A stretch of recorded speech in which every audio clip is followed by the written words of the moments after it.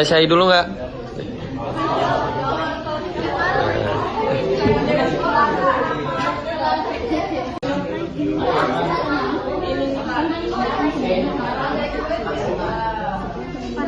Kalau kok PPT-nya aja ya. Di grup.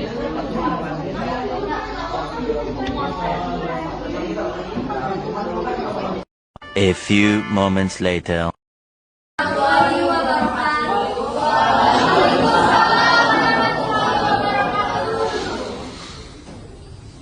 Kami dari Universitas Teknikal Indonesia ingin membahas materi tentang human resource management, yaitu interview. Nah, sebelumnya kalau kalian baru kuliah ini mau langsung kerja, ini materi sangat berguna sekali buat kalian semua. Izin mengenalkan dulu guys. Dulu. Oke, perkenalkan nama saya Dewi Alia. Perkenalkan nama saya Nur Hasana. Perkenalkan, nama saya Laila Aura. Halo semuanya. Hai. Perkenalkan nama aku Aditya Kalisa Suwandi. Coba bentar. Biasa dipanggil apa gitu? Oh ya, biasa dipanggil Kalisa. Kalau aku biasa dipanggil Laila. Kalau aku biasa dipanggil Kami. Tujuan interview. Adapun tujuan dari interview antara lain menilai kecocokan kandidat dengan budaya dan nilai perusahaan, memastikan keaslian informasi yang ada di CV atau lamaran kerja, kemudian mengetahui potensi, kepribadian, dan soft skill kandidat.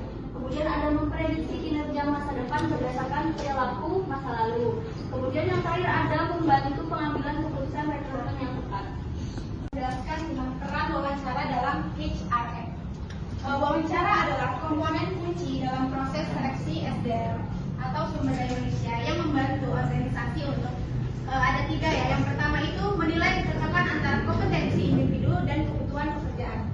Yang kedua itu adalah meningkatkan kualitas rekrutmen dengan memilih kandidat yang paling potensial.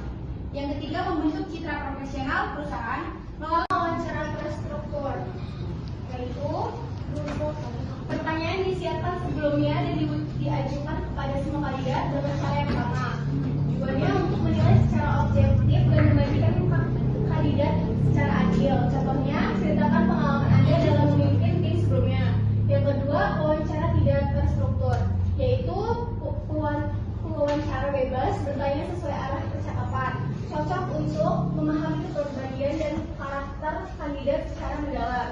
Contohnya, bagaimana Anda menghadapi konflik di tempat kerja. Yang ketiga, wawancara perilaku. Berdasarkan pengalaman masa lalu, kandidat itu memprediksi kinerja masa depan. Contohnya, ceritakan saat Anda berhasil menyelesaikan masalah besar di pekerjaan sebelumnya. Yang keempat, wawancara berkelompok, yaitu beberapa kandidat diwawancarai bersama dalam satu sesi. Menilai kemampuan kerjasama, kepemimpinan, dan Mengenai materi ini,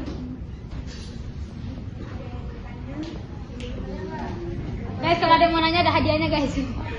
Mobil Alphard. ada hadiahnya. Kalau nggak ada yang mau nanya, mereka yang nanya loh. Iya, Boleh. Kalau tadi penjelasannya ada yang kesempatan, atau kurang jelas. Kurang jelas kayaknya kak. HRM itu singkatan dari Human Resource Management, itu jadi sumber daya manusia. Kayak di kantoran itu biasanya kayak ini HRD, DPRD, yang mau kerja. Boleh.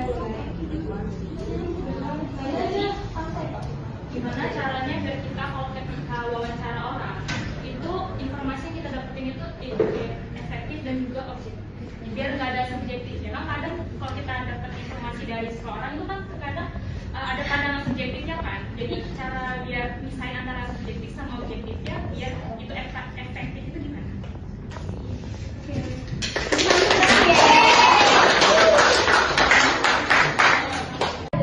Harus menyusun pertanyaan dan kriteria yang jelas. Yang kedua, menggunakan sistem penilaian terukur. Yang ketiga, melibatkan beberapa pewawancara. Yang keempat, menghindari bias pribadi. Yang kelima, berdasarkan bukti perilaku bukan persepsi. Maksud dari yang diukur itu apa yang diukurnya tadi?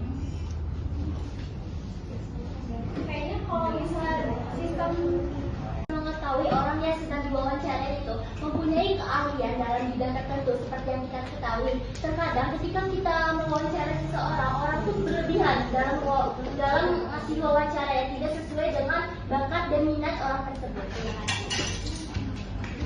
Kasih aplaus.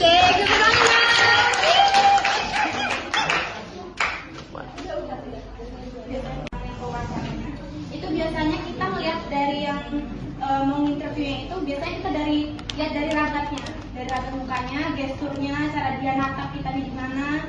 Terus kan biasanya ada nih ya sekarang teknologi baru ya kayak digital itu kan biasanya seperti ChatGPT lah. Biasanya kalau kita interview orang itu kan biasanya kita lihat dari matanya. Kalau misalnya dia lihat di HP atau apa monitor atau apa gitu kan, itu HR itu bisa lihat langsung dari situnya. Terus ya kalau mau di interview ya lihatnya dari situ. HR juga penting dari orang yang di interview. Iya. Jadi dia udah tahu, udah profesional nih. Dia siapa yang mau di interview itu. Jadi hal sekecil itu ya harus ketahuan. Iya. Lagi online.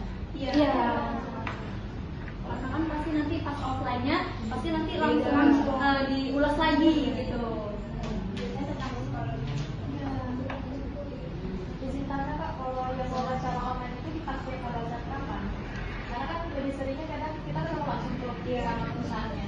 Itu biasanya kayak perusahaan yang jauh sih kayak di luar kota gitu. Kan kalau online juga masih bisa diseleksi ya? Iya. Itu tahap pertama, tahap awal. Iya. Lagi, inap. Udah, cukup. Atas perhatiannya juga. Kami tutup. Wassalamualaikum warahmatullahi wabarakatuh.